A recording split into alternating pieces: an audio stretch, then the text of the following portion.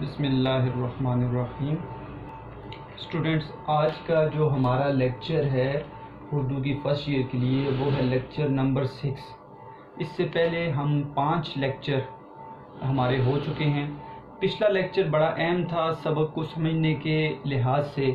उसमें हमने एक तो सबक के मरकज़ी ख़्याल को देखा कि आया कि सबक का निचोड़ क्या है। दूसरा हमने देखा कि सर सैयद अहमद ख़ान के सबक अपनी मदद आपका ख़ुलासा क्या है, उसको हमने चंद पॉइंट्स में लिख दिया और ख़ुलासे को समझने की कोशिश की कि जब हम सबक पढ़ें तो हमें सबक की समझ आ जाए कि सर सैयद अहमद ख़ान अपने इस इस्लाही मज़मून में क्या बता रहे हैं। आज जो हमारा लेक्चर है वो है लेक्चर नंबर 6 और पेज जो होगा, आप पेज को जब देखेंगे तो पेज नंबर 2 और 3 से होगा। पेज नंबर 2 और 3, 2 और 3 से हमारा लेक्चर होगा। आज के लेक्चर में जो है 2 अहम चीज़ें होंगी और 2 वीडियोस बनेंगी। इसमें सबसे पहले तो हमने जो मैंने आपको बताया था कि हम उसकी प्रेजेंटेशन के बारे में देखते हैं कि आया कि किसी भी उर्दू के सवाल को, मशकी सवाल को कैसे लिखा जाता है, नुमाइश का उसका तरीका क्या है, कैसे वो बेहतरीन प्रेजेंट किया जाता है, ताकि उसकी प्रैक्टिस आप अपनी जो है वो नीट कॉपीज़ पे करें। और उससे फ़ायदा आपको ये होगा कि कल के दिन जब आप पेपर के ऊपर लिखेंगे तो इस मश्क से आपके पेपर के ऊपर भी वो सवाल बड़ा अच्छा लगेगा। आपको मालूम है मारूज़ी सवालात, एक हिस्सा सेक्शन अलिफ, दूसरा हिस्सा बड़ा अहम है 50 नंबर का सेक्शन बे, जिसमें आपने मशकी सवाल करने होते हैं। तो आज हम पहले लेक्चर में पहला सवाल जो है उसको देखेंगे कि आया कि उर्दू की प्रेजेंटेशन कैसे की जाती है, कैसे वो सवाल अच्छा लगता है। एक तो ये हमने आज ये काम करना है।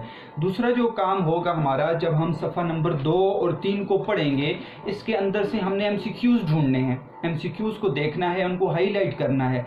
फिर इसके बाद हम सफ़ा नंबर 2 और 3 को पढ़ते हुए मतन की तशरीह को भी समझेंगे।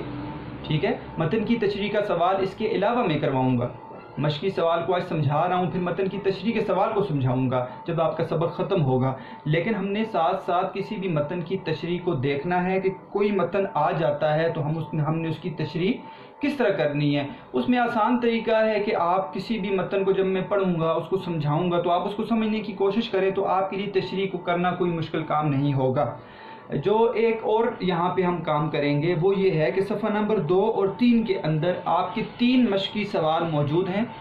एक्सरसाइज में जो हैं सवाल नंबर 1 है, सफ़ा नंबर आप देखेंगे आपके मशकी सवालात का है सफ़ा नंबर 8। तो उसमें आपको नज़र आएगा कि आपका सबसे पहला सवाल वो कौन सा आज़मूदा मक़ूला है जिसमें इंसानों और कौमों की तरक्की का तजर्बा जमा है। ये एक सवाल आपके सफ़ा नंबर 2 पे मौजूद है, ये हम करेंगे। सवाल नंबर 2, सर सैयद के ख्याल में कौन सी कौम ज़लील व बेइज्जत हो जाती है, ये सवाल भी सफ़ा नंबर 2 के ऊपर मौजूद है, इसको भी हमने करना है। और सफ़ा नंबर 3 के अंदर तीसरा सवाल है कि नेचर का कायदा क्या है। ये 3 सवाल आज के लेक्चर नंबर 6 में हमने करने हैं। तो एक तो प्रेजेंटेशन देखनी है, दूसरा हमने सबक के सफ़ा नंबर 2 और 3 को पढ़ते हुए मारूज़ी सवालात और उसकी तशरीह को देखना है, और तीसरा हमने 3 मशकी सवालात देखने हैं कि वो मशकी सवाल हमने किस तरह हल करने हैं। उनमें मैं आपको हेडिंग्स बता दूंगा और समझाने की कोशिश करूंगा। बाकी आप अपने नोट्स से भी मदद हासिल कर सकते हैं, जो आपके अपने कॉलेज के नोट्स हैं उनको मैं पढ़ूंगा आपके लिए, ताकि उसमें जो इजाफी हेडिंग्स हैं वो हम काट दें और हम उसको समझने की कोशिश करें, और फिर ये आप आसानी से अपनी नीट कॉपीज़ पर भी ये काम कर सकते हैं। तो आते हैं पहले हिस्से की तरफ। पहला जो हिस्सा है, हम जब सबक पढ़ते हैं तो सर सैयद अहमद ख़ान का ये जो इस्लाही मज़मून है शामिल है मक़ालाते सर सैयद में। अपनी मदद आपके सफ़ा नंबर 2 को जब आप देखेंगे, पहले आप ये प्रेजेंटेशन समझें, फिर इसके बाद हम जो है वो सबक को पढ़ेंगे। तो सफ़ा नंबर 2 के ऊपर आप देखें, सबसे पहली लाइन, सबसे पहला जुमला आपको नज़र आएगा जो इब्तदाइया के अंदर सर सैयद अहमद ख़ान ने ज़िक्र किया है, वो है एक आज़मूदा मक़ूला। वो क्या है जी? खुदा उनकी मदद करता है जो आप अपनी मदद करते हैं। यानी अल्लाह ताला सिर्फ उस शख्स की मदद करता है जो ख़ुद मेहनत करने वाला हो।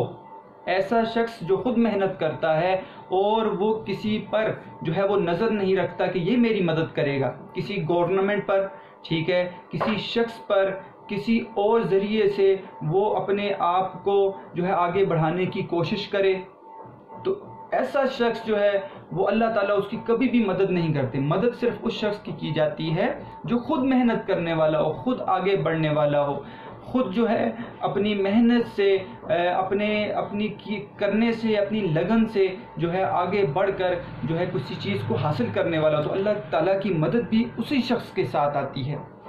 تو آگے ہم پڑھیں گے کہ کوئی بھی قوم جو ہوتی ہے، کس قوم کے اندر یہ بات آ جاتی ہے کہ وہ اپنی مدد آپ کہ اس فلسفے پر عمل کرے، تو وہ قوم ساری کی ساری جو قوم ہے اس کی عزت ہو جاتی ہے، وہ قوم آگے بڑھتی ہے۔ اور ایسی قوم جو اپنی مدد آپ کی بات پر عمل نہیں کرتے، اس قوم کی عزت کہیں بھی نہیں ہوتی۔ تو خدا ان کی مدد کرتا ہے جو آپ اپنی مدد کرتے ہیں۔ آگے لکھا ہے یہ ایک نہایت عمدہ اور آزمودہ مقولہ ہے۔ آزمودہ، آزمایا ہوا۔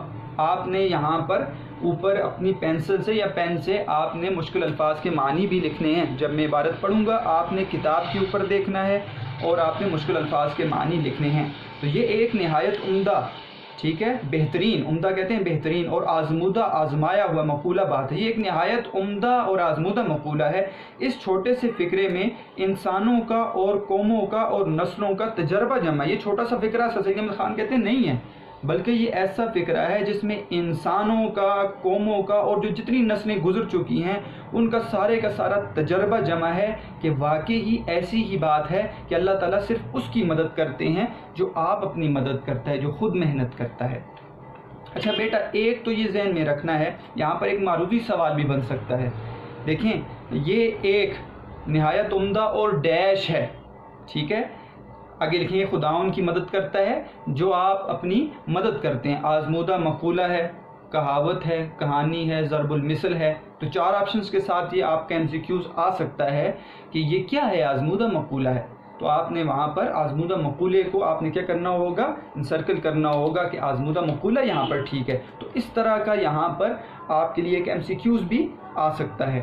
اب دیکھتے ہیں بیٹا یہ جو 2 لائنیں میں نے پڑھی، اسی 2 لائنوں کے اندر آپ کا سوال نمبر الف موجود ہے۔ سوال نمبر الف پہلے پڑھتے ہیں۔ وہ سوال نمبر الف کیا ہے، وہ کون سا آزمودہ مقولہ ہے جس میں انسانوں اور قوموں کی ترقی کا تجربہ جمع ہے، وہ خود پوچھ رہے ہیں۔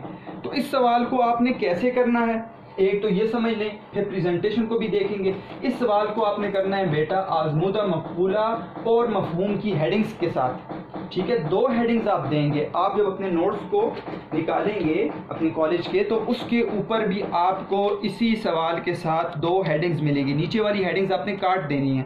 2 ہیڈنگز کے ساتھ آپ نے سوال کرنا ہے، مقولہ اور مفہوم۔ میں نے آپ کو بتایا ہے کہ آپ ہر سوال کے اوپر ایک جملہ آپ نے یاد کر لینا ہے۔ وہ جملہ کیا ہے کہ سب سے پہلے آپ نے لکھنا ہے کہ سر سید احمد خان اپنے اصلاحی مضمون مقالات سر سید میں شامل جو ہے، سر سید احمد خان نے اپنے اصلاحی مضمون اپنی مدد آپ میں کسی بھی قوم کی ترقی کا راز اپنی مدد آپ بتایا ہے۔ یہ آپ نے ایک جملہ جو میں نے کہا تھا وہ آپ نے زبانی یاد کر لینا ہے، اور وہ کوئی بھی سوال ہو پہلے سوال کے ساتھ آپ لکھ لیں اپنی نیٹ کاپیز پر، اس کے بعد آپ نہ لکھیں، لیکن پیپر کے اندر ایک سوال ہی آتا ہے، ٹھیک ہے۔